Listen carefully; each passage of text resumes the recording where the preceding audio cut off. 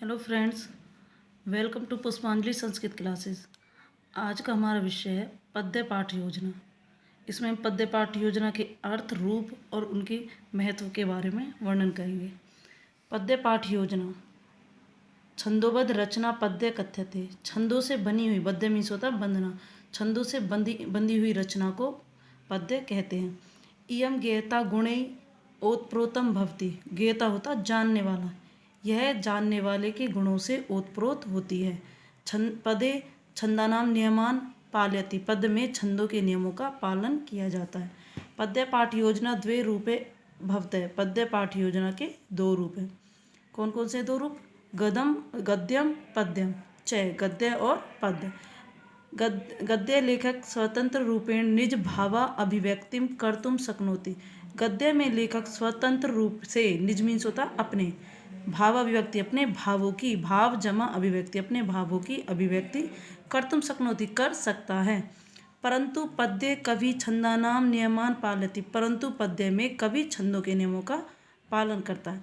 गद्य में लेखक अपने भावों की अभिव्यक्ति कर सकता है, और परंतु जो पद्य होता है वो, पद्य में जो कवि होता है वो नियमों से बंधा हुआ होता है, तो इसलिए वह नियमों का पालन करता है। संस्कृत भाषायाम पद्यम श्लोक इति कथ्यते। संस्कृत भाषा में पद्य को श्लोक भी कहा जाता है। पदस्य महत्वम, पद्य के महत्व।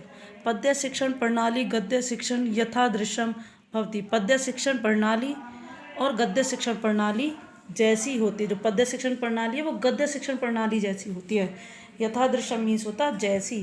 पद्यम प्राय गद्यस्य भांति पठ्यन्ते। पद्य प्राय गद्य की भांति पढ़ाया जाता। जो पद्य होता है वो गद्य की तरह पढ़ाया जाता है। पद्यस्य सौंदर्य एवं भावेषु छात्रान परिचितम न कुर्वन्। पद्य पद्य पद्य का सौंदर्य ही भावों की, छात्रों के भावों की से भावों को परिचित करवाता है, भावों से परिचित करवाता है।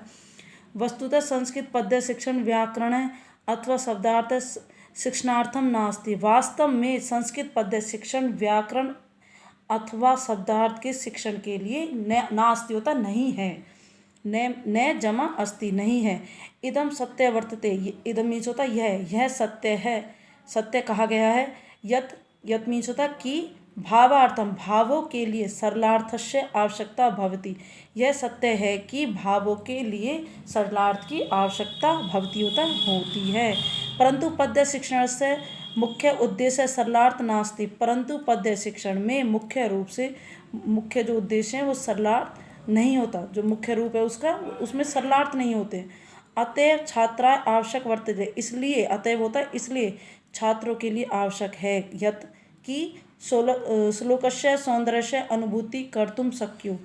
अतः छात्रों के लिए आवश्यक है कि वो श्लोक के सौंदर्य की अनुभूति कर सके। कर्तुम शक्यु मीन्स होता कर सके, या कुर्यु भी लिख सकते हो आप, कर सकें। संस्कृत पद्य शिक्षण से महत्वम वर्तते। संस्कृत पद्य शिक्षण का महत्व है यत कि छात्र पद्य से रसास्वादनम कुर्यु, की छात्र पद्य का रसास्वादनम करे। कुर्यु बताया था मैंने पहले, कर सके। अतः इसलिए, अतः मीन्स होता है इसलिए, पद्य शिक्षण से गद्य शिक्षणात् पृथक मंतव्य। इसलिए पद्य शिक्षण को गद्य शिक्षणात्, इसमें पंचमी विभक्ति आई है, इसलिए वैसे आना चाहिए था आपका शिक्षण से, परंतु पृथक के योग में हमेशा पंचमी विभक्ति आती है। जहाँ कोई शब्द, कोई वस्तु किसी से अलग होती है तो उसके योग में, पृथक के योग में आत प्रत्यय आता है। तो शिक्षण गद्य शिक्षणात् पृथक मन्यते। इसलिए पद्य शिक्षण को गद्य शिक्षण से अलग, पृथक मीन्स होता अलग, मन्यते माना जाता है। पद्य शिक्षण से सोपान। पद्य शिक्षण के सोपान। पद्य शिक्षण के सोपान कौन कौन से? संस्कृत पद्य शिक्षण से निम्नांकित सोपानानि वर्तते। संस्कृत पद्य शिक्षण के निम्नलिखित सोपान हैं। प्रस्तावना, उद्देश्य कथन और प्रस्तुतिकरण। तो प्रस्तावना में है आपका अस्याम विधे उद्देश्य काव्य में वातावरण कर्तुम अस्मिन् छात्रान पूर्व ज्ञान संबंध प्रश्न कार्यते।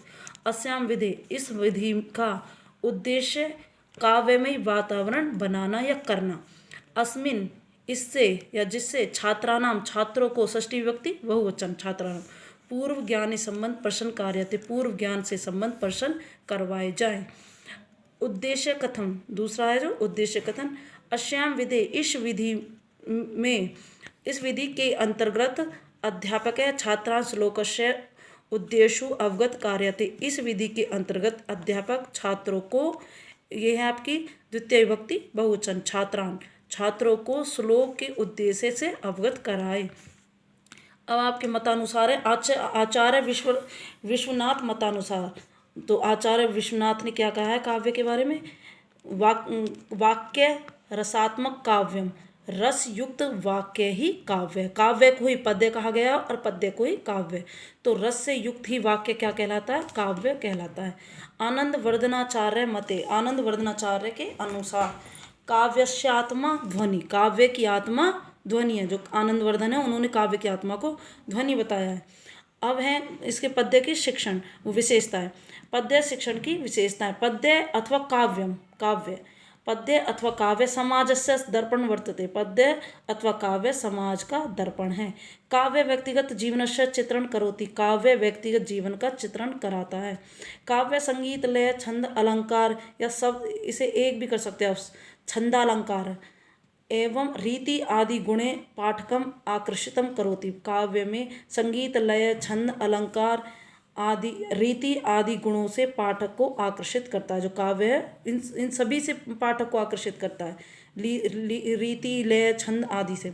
इयम जीवनस्य उच्चम एवं उदात्त आदर्श प्रतिपादित करोति, यह जीवन के उच्च एवं उदात्त। यहाँ बोलूँ प्रस्तुतिकरण, प्रस्तुतिकरण के अंतर्गत आपके आते हैं 8 वो भेद है इसके। अस्मिन् सोपाने निम्नलिखित अष्ट चरण वर्तते, इस सोपान में निम्नलिखित 8 चरण है। जो प्रस्तुतिकरण है उसके अंतर्गत 8 चरण बताए गए। आदर्श कथनम, अनुवाचनम, व्याख्या विधि, सौंदर्य विधि, मौनवाचनम, आवृत्ति, पुनरावृत्ति, कक्षा कार्य एवं गृह कार्य। जो अंतिम कार्य जो होता है वो कक्षा एवं गृह कार्य होता है। मैं अपनी वीडियो के माध्यम से सभी विद्यार्थियों को संस्कृत शिक्षण से अवगत कराना चाहती हूँ, ताकि लॉकडाउन के कारण उनकी पढ़ाई में जो नुकसान हुआ है वो दूर हो सके। कृपया आप मेरी वीडियो को लाइक, सब्सक्राइब